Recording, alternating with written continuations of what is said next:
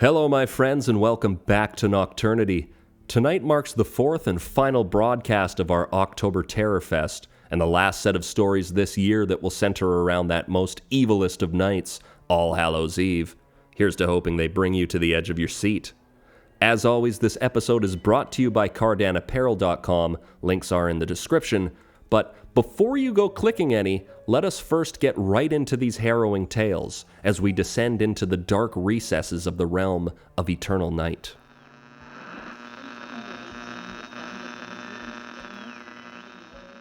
When I was a kid, me and my friends were always running into trouble with an elderly man in our neighborhood named Jack Reeves, or Old Man Reeves as we called him.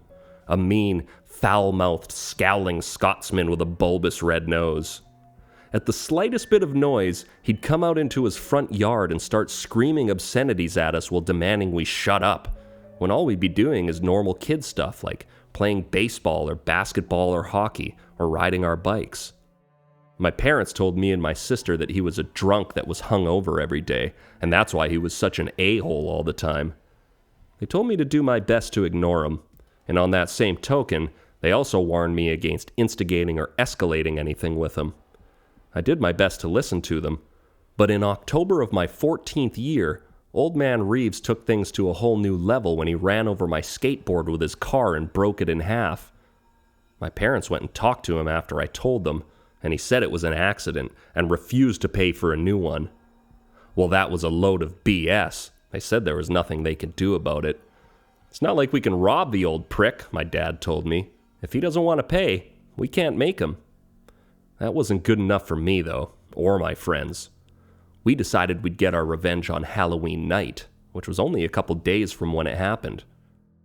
The plan was typical kid mischief. We were going to wait until real late to sneak into his backyard and cover his trees with toilet paper before egging the crap out of the front of his house. But the plan didn't turn out as we'd hoped. After me and a couple of my friends hopped over the fence into his backyard, we saw Old Man Reeves standing there in the darkness with a scowl on his face and a shotgun in his hands, and he was pointing it right at us. The three of us drew back immediately upon seeing the barrel of that gun pointed in our direction, but the fence we just hopped over was still right behind us. There was nowhere to run. He told us as much when he shouted, "Don't move or I'll blow your goddamn heads off!" We could smell the whiskey firing from his breath as he yelled at us. "On your knees," he then commanded. The three of us traded glances of terror. "On your knees, you bastards!" he repeated. That was enough for us to drop the bags of toilet paper and eggs to the ground and drop to our knees with our hands straight up in the air. Old Man Reeves glanced down at the contents spilling out of the bags as we drunkenly swayed from side to side. "Ah, thought you could terrorize me and get away with it, eh?" "We were just playing a prank," I tried to plead. He wasted no time in firing a blast into the air. The boom was deafening. I'm sure I wasn't the only one of us who began to vibrate with fear as he cocked the gun and aimed it back at us. "You know, the great thing about this country is that you can kill trespassers without any repercussions." Though my mind wouldn't let me take my eyes off the weapon, I could hear one of my friends beside me start to whimper. This was it, I thought. This old drunk was going to kill us. He spat on the ground and took a step closer, just as red and blue lights began to reflect off the side of his house. Mr. Reeves looked away from us to look over the fence for a brief second, and by the look on his drunk, angry eyes, he did not like what he was seeing. I certainly did, though. I figured this was my opportunity and lunged at him, my hand grabbing the barrel of his shotgun before he even saw me coming. However, as he clued in, he squeezed the trigger and another buckshot fired from the chamber with a bang. Thank God I'd had it pointing at the sky, or my head would have been blown to smithereens. My arm wasn't so fortunate, though. The blast vibrated through it so bad that it fractured my elbow as I toppled over on top of the old man. By then, my friends had jumped into action and disarmed him, just as a couple officers came flying over the fence. In no time, they had their guns drawn and were yelling at us to freeze and drop the weapon, which, of course, we did. All that in a matter of probably 5 or 10 seconds. As it turned out, the police were right down the road when Old Man Reeves fired off that first shot, and had the smarts to recognize it as a shotgun blast, despite all the firecrackers and fireworks in the area going off. In the end, we were fined for trespassing, but that Scottish maniac was thrown in prison for the rest of the few years he had left in him. I never got my skateboard paid for, but I never got shot either, and I never had to deal with Old Man Reeves again. So, I call it a win.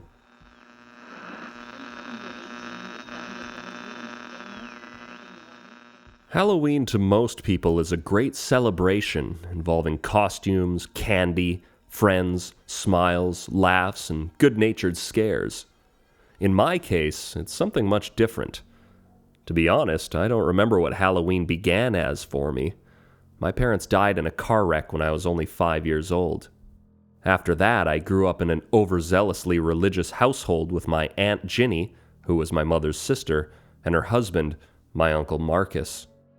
With them, there was no dressing up as your favorite Disney character or going out to trick or treat.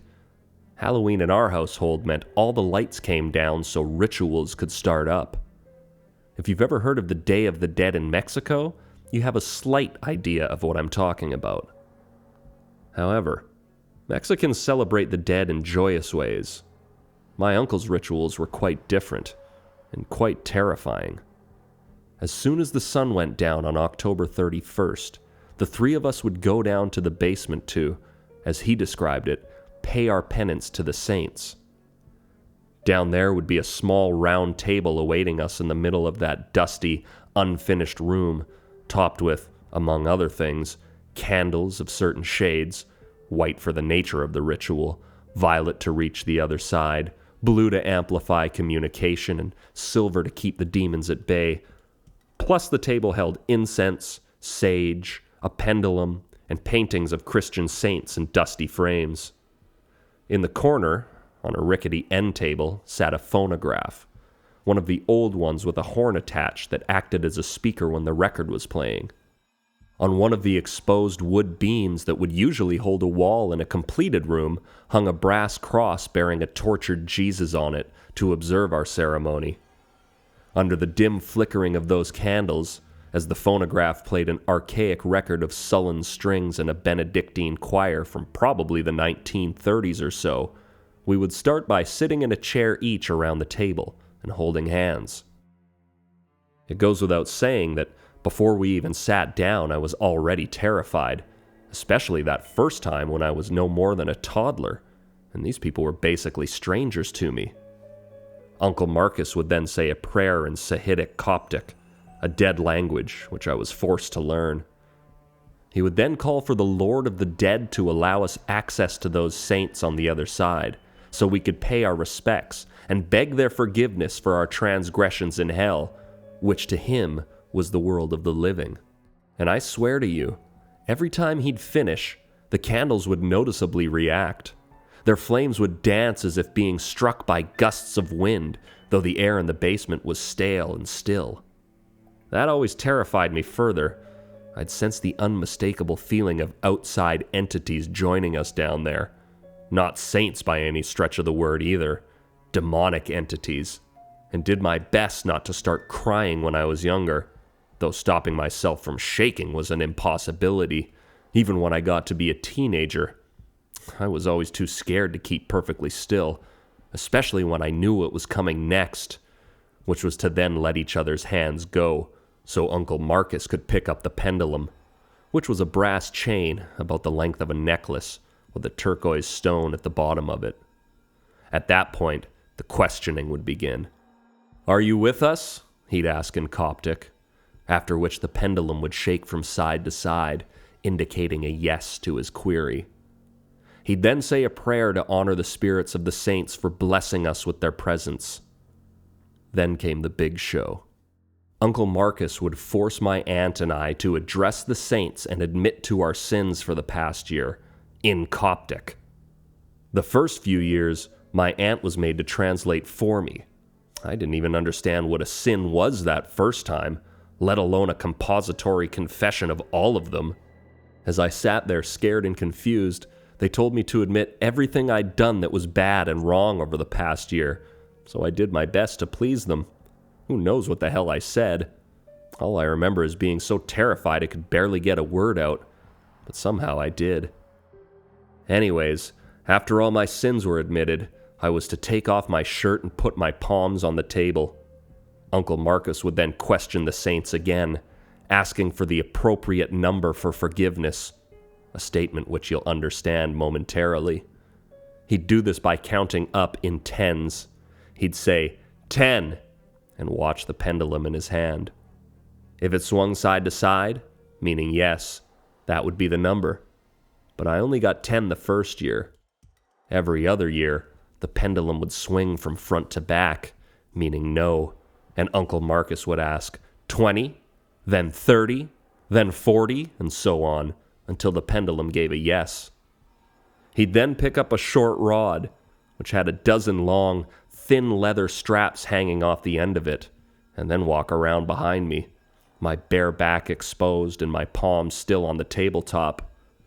He'd then begin the lashes, smack, smack, smack, one after the other, so hard my back would be bleeding by the second whip. I'd scream in pain, unable to hold back, but he'd show no mercy. Instead, he'd just yell the count as loud as he could with every hit. 7, whip. 8, whip. 9, whip. It was agony, literal torture, unimaginable pain, undefinable fear. My mind would almost shut down to protect itself from the anguish it was undergoing. And then, after he was done with me, it would be Ginny's turn. I'd have to sit in my seat as she removed her shirt and put her palms on the table. The older I got, the harder it became to witness it happen. It soon outweighed my own personal injurious pains. She was such an angel of a woman, much like her sister, my mother. It made me sick to my stomach, but there was nothing I could do. In any case, after that most gruesome part of the ceremony was complete, and our backs were cut up, beaten and bloody, we would have to sit down one last time so Uncle Marcus could ask the saints if our penance had been paid for the year. Luckily, every year, the pendulum answered yes. God knows what he would have done if it had said no. I'd be given the next few weeks off school after this, since my back was so badly mutilated I could hardly move. Let me put it this way. I had to learn to sleep standing up until it began to heal, at which point I'd have to sleep sitting up for a while. I grew to figure out that me being able to miss a few weeks of school after Halloween wasn't out of love or mercy, of course. This was done so Uncle Marcus could avoid the police or social services getting involved if my injuries were spotted by a teacher. And if you're wondering, no, he never took any lashes himself. He told us his penance was having to inflict pain on the ones that he loved, and that it hurt him to do it more than it hurt us to have it done. How convenient. This went on year after year. By August, I'd be counting down the days as I trembled to sleep at night. The last Halloween it happened was when I was 15. 2 weeks after that especially brutal ceremony with the saints, my Aunt Ginny accidentally hit Uncle Marcus with the car in our church's parking lot, crippling him for the next 2 weeks, when he died of his injuries in hospital. After that, he could terrorize us no longer. I can't say I shed a tear. Well, maybe 1 or 2 out of relief. There was no funeral. And even though Halloween night was the only day of the year my uncle was ever physically violent with either of us, I still to this day pray every night that he's burning in hell.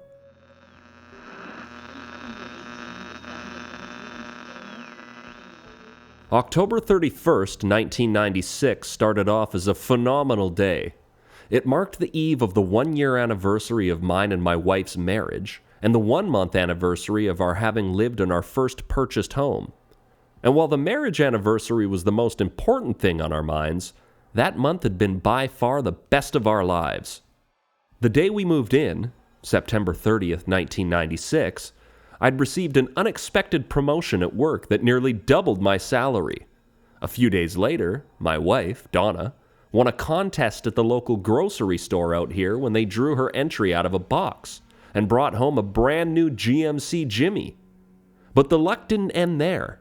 Our house was then randomly selected by a big-time production company to be used for a few scenes in a made-for-TV movie. And after we agreed, not only were we given a boatload of cash, but we were put up in a 5-star hotel in Boston for the weekend.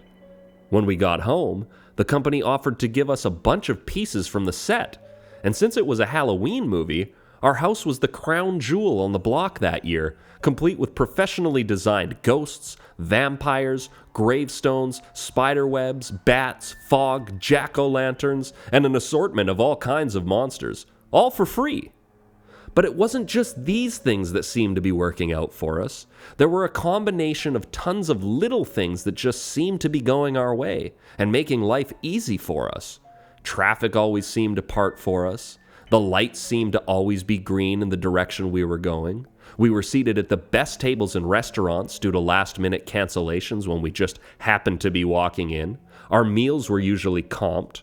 Free wine and desserts. We never waited in a line at the market, even when it was packed, nor did we have to look for a parking spot.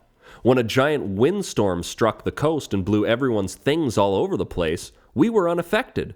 Free movie nights at the theater for just so happening to be the 100th customers that day, 2 weekends in a row. Even minute things, like dinner at home turning out just right, the house staying a comfortable temperature, both of us getting fantastic sleep every night.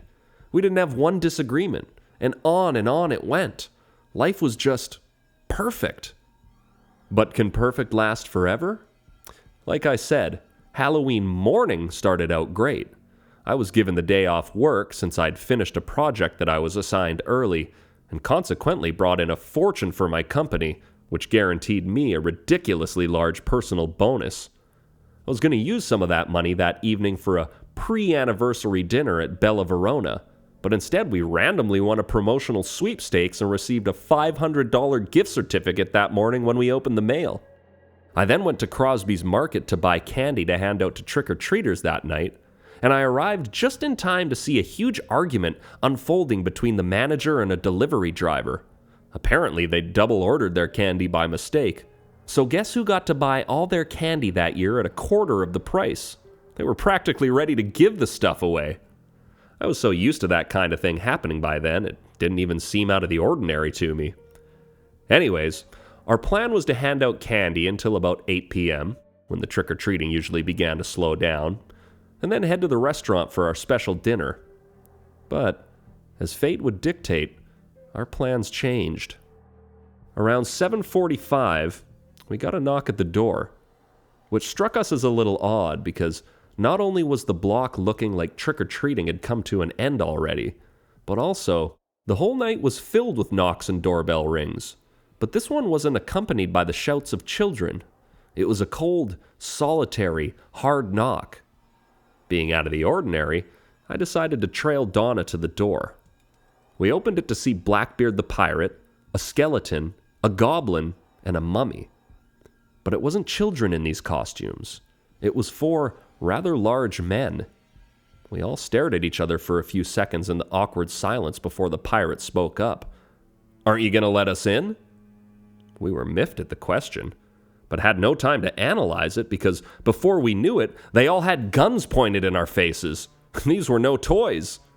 Donna gasped as the mummy reached out and grabbed her by the face and shoved her backwards. I tried to grab his arm, but the skeleton intercepted me and shoved me backwards with all his might. In no time, we were all in the foyer and they were closing the door behind them.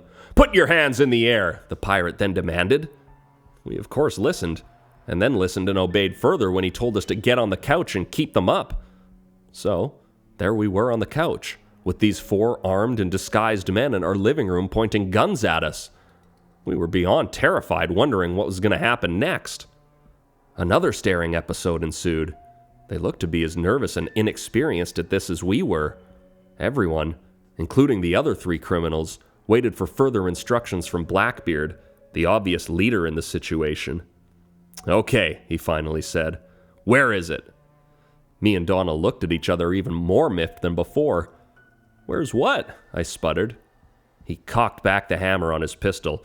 "Don't bullshit me, Pheasantstein. We know you have it here somewhere. Now tell me where or she eats the first bullet right here in front of you." "Pheasantstein," I repeated. "My name isn't Pheasantstein." The pirate did not appreciate this answer at all. He took it upon himself to take a swing at me with the butt end of his gun, but in the process, tripped over his shoe as he stepped towards me and face-planted into the backrest of the couch between me and Donna, dropping his gun right in my lap. If I'd had the mind to grab it, I could have ended the whole situation right there, I guess. But I was so worked up, I just looked at it with my hand still in the air until the goblin reached out to grab it. However, when he did, it went off and shot the skeleton in the leg. We all jumped at the sound. Well, everyone but the skeleton. He hit the ground screaming in agony. "Oh my God, Pete!" the goblin said from under his mask as he dropped the gun and bent down to tend to his injured mate. "Don't say his name!" the pirate yelled into the back of the sofa, his face still against it. Meanwhile, the mummy was basically dancing on the spot saying, "Holy shit, holy shit, holy shit, holy shit." It was obviously his first time seeing anyone shot. Mine and Donna's too. It was quite a sight. My heart was beating like a marching band. It was a pretty chaotic scene all of a sudden, until finally the pirate shot back up to his feet. "Enough!" he screamed at his accomplices, shutting them up. "Jesus Christ! On your feet!" As he said it, he kicked the goblin, who quickly picked up the skeleton's gun and shuffled back to his feet, now pointing both of them at us.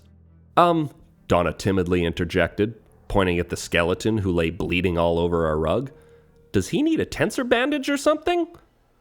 Blackbeard looked down at him writhing on the floor and sighed in annoyance before taking off his jacket and throwing it on top of him. "Tie it around your wound, idiot!" "Look," I ambivalently interjected, "I really think you have the wrong house. See?" I showed my palms to indicate I wasn't going to try anything funny, and slowly moved my right hand to a stack of envelopes on the end table just beside the couch. Picking one up, I put it out in front of myself. Blackbeard the pirate ripped it out of my grasp and analyzed it. Seeing our name certainly wasn't Pheasantstein.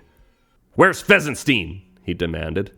"I don't know," I pleaded. "Maybe in another house." He read my address off the envelope, and I confirmed that was the house he was in. He thought about it for a moment. "When did you move in?" he pressed. "At the beginning of the month." Again, he stood and ruminated. Me and Donna traded perplexed glances, wondering just what the blazes was going on here. "Who sold you the house?" he then inquired. "We went through a realtor," I answered honestly. "Rita, I think her name was. I don't know who lived here before us. I think it was an old man." "Yes," Donna agreed. "A scientist. She told me he lived to be over 100 years old. He's dead now." This caught his attention. A scientist who lived to be over 100, huh? He leaned in close, gun still ready to blast with a slight pull of the trigger. "How's your luck been lately?" "John, you gotta call me an ambulance, man. I'm dying down here," the skeleton pleaded from the ground. The pirate's expression went from mean to irate. He pointed his gun towards the ground and fired 3 shots into the skeleton's chest, causing Donna to shriek and me to nearly crap my pants. And by the looks of it, his partners on each side of him had the same reaction. The skeleton flopped down flat and didn't move. Donna and I got closer together, and I put my arms around her as she began to wail into my shoulder. "Shut up!" the pirate screamed at her. "Hands back up!" We had to obey. "I asked you a question!" he then reiterated. Good, I shouted with my hands pointed at the sky. Our luck has been good, very good." He grinned maniacally. "It's here," he announced to his cohorts. "Search the house." They peered at each other as if not knowing who was supposed to do what next. "Now!" he barked. At that, they jumped into action and clumsily shuffled towards the staircase. But before going up, Blackbeard barked one more order. "Be careful," he said without taking his eyes off us. "Until it's in our possession, it's only going to work for them. Now go!" They disappeared up the stairs, and all we could hear was the ascending stomps of their feet. Until, that is, we suddenly heard a rapid descending, stopping only when the goblin smashed into the wall at the bottom of our staircase. He didn't move, and I was pretty sure by the position he was laying in that his spine was no longer in one piece. "I told you to be careful," the pirate screamed. "It doesn't want to be found. Take every step with caution." What the hell could they be looking for? I wondered to myself. The look Donna gave me said she was pondering the very same question.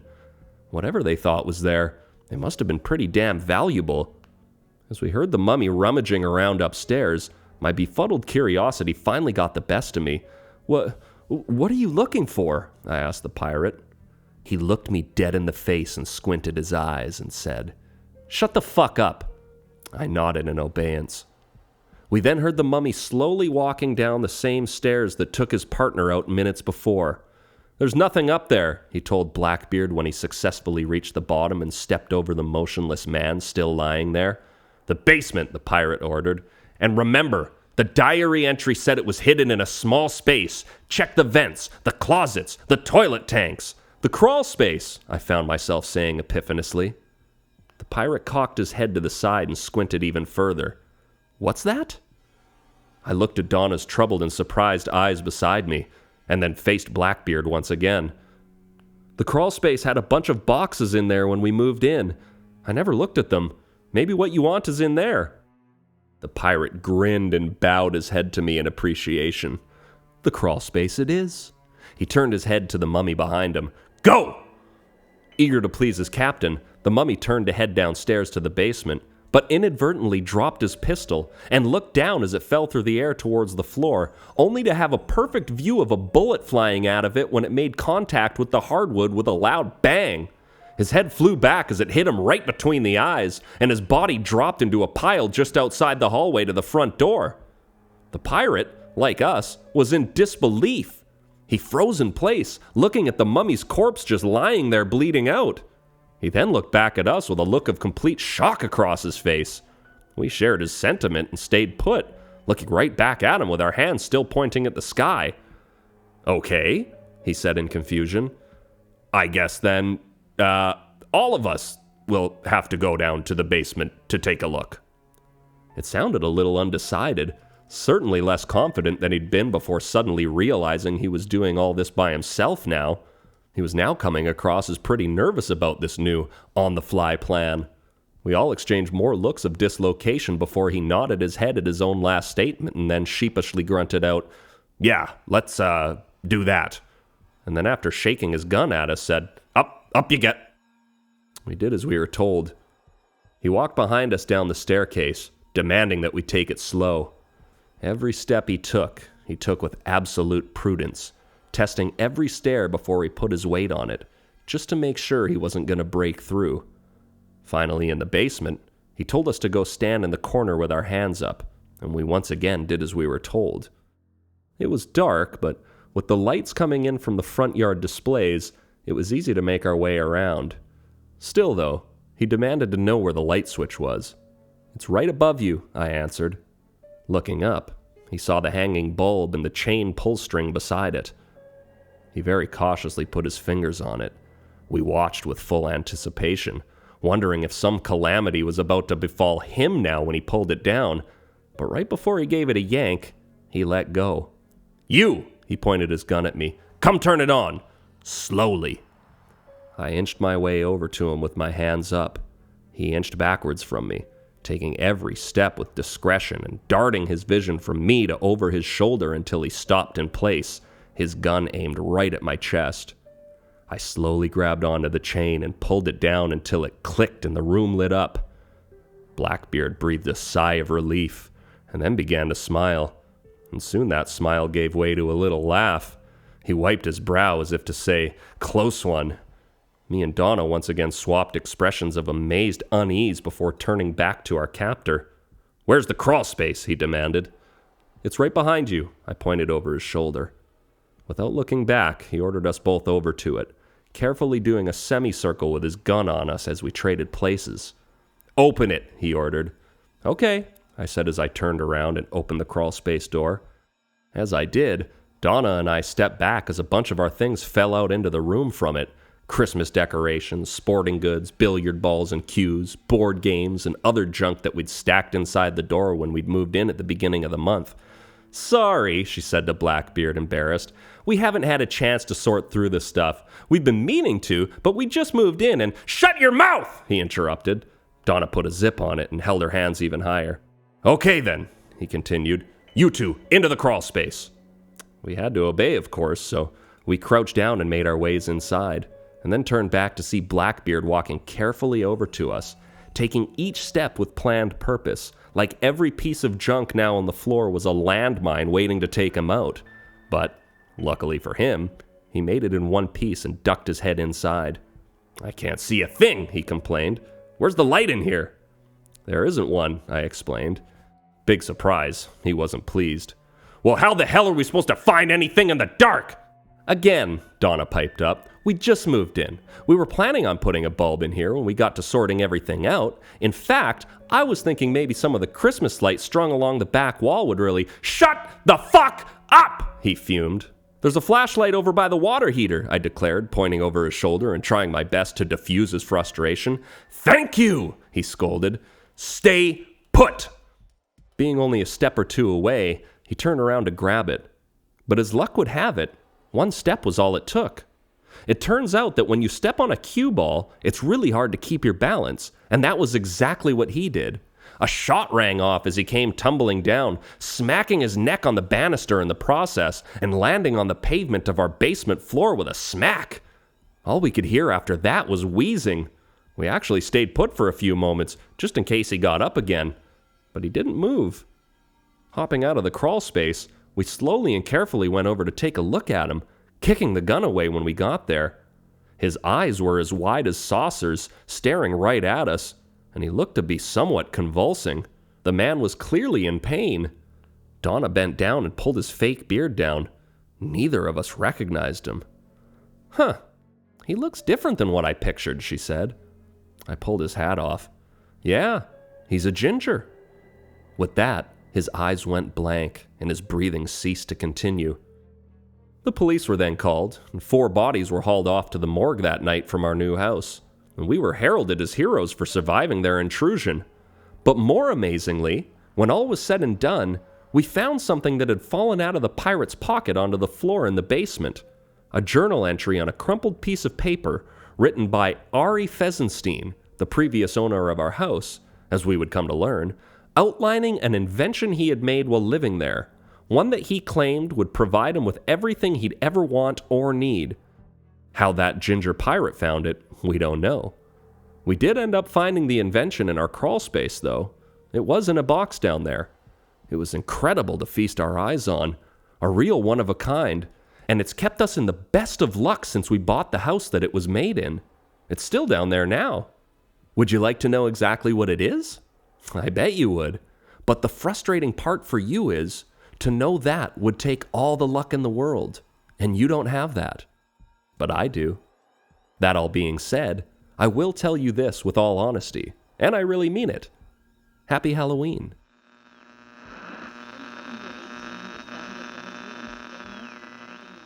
Well, my friends, we've once again reached the end and made it out safely by the skin of our teeth.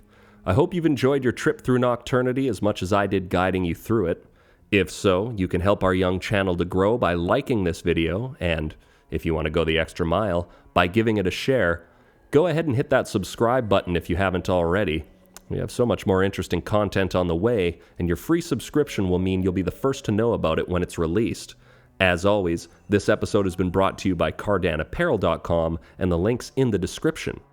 And if you haven't had enough Nocturnity yet, there's a host of other stories on our channel page just waiting for you to experience them.